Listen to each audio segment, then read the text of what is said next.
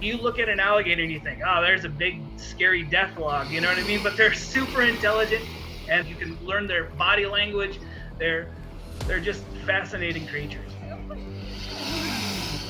Hi, I'm Jason, and this is StoryTrender.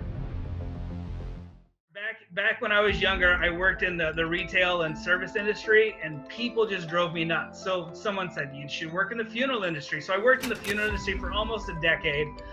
During that time, though, I had been volunteering at the Alligator Farm. So animals and dead people, they never complain, and they're always, it's always fun to work with them. We're a rescue at the Colorado Gator Farm.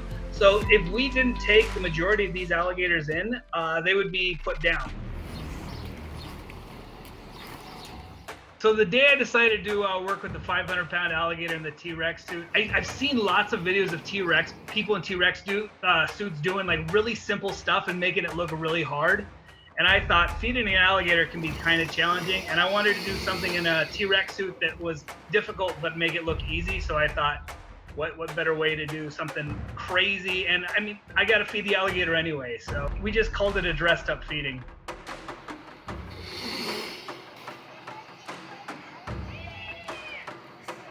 The most difficult part of feeding an alligator dressed in a TRex suit, it was in 90 degrees Fahrenheit that day. So it was crazy hot. It was super humid in the suit, so it was really difficult to see through the little clear thing. It kept fogging up. A lot of times, an alligator will kind of lull you into a routine, like, he'll let you touch him on the nose and feed him a piece of food.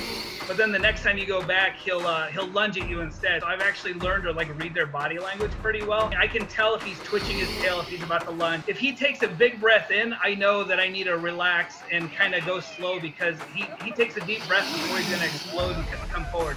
But if I see him exhale, I know he's gonna relax for a couple minutes. So.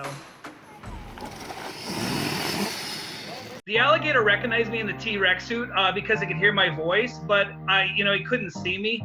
But they have great hearing, so he could recognize my voice, so he knew who I was. And like I said, I've worked with him for close to 15 years.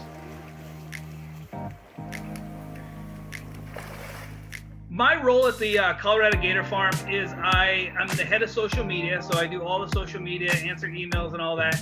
And then I do teach some alligator handling classes. People actually pay us and come from all over the world to learn how to handle alligators. We start you out with a 2 to 3 foot alligator, and we work you all the way up to 10-foot alligators. I do all. I'm a very hands-on individual.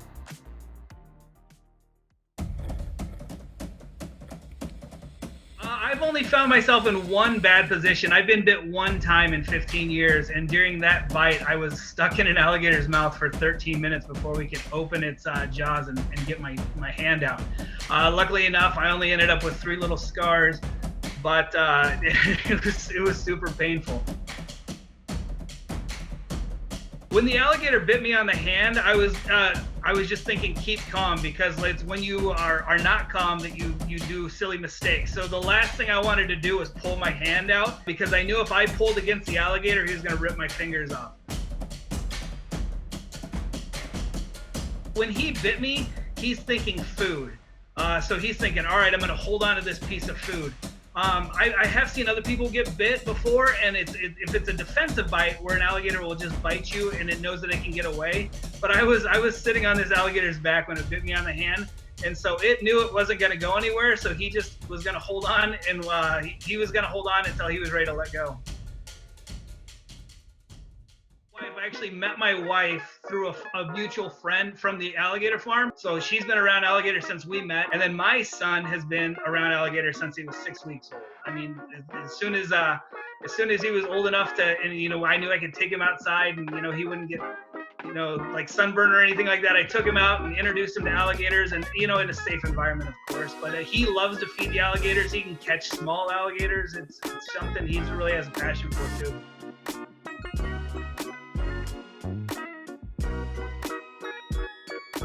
Through alligators, everything amazing in my life has happened. I've been able to go to China to work with crocodiles. I've been to Florida. I've met some super amazing people. I have friends all over the world because of different crocodiles and alligators and stuff. Something awesome about working with animals. So it's everything that's good in my life that's been happening the last 15 years, I contribute to alligators.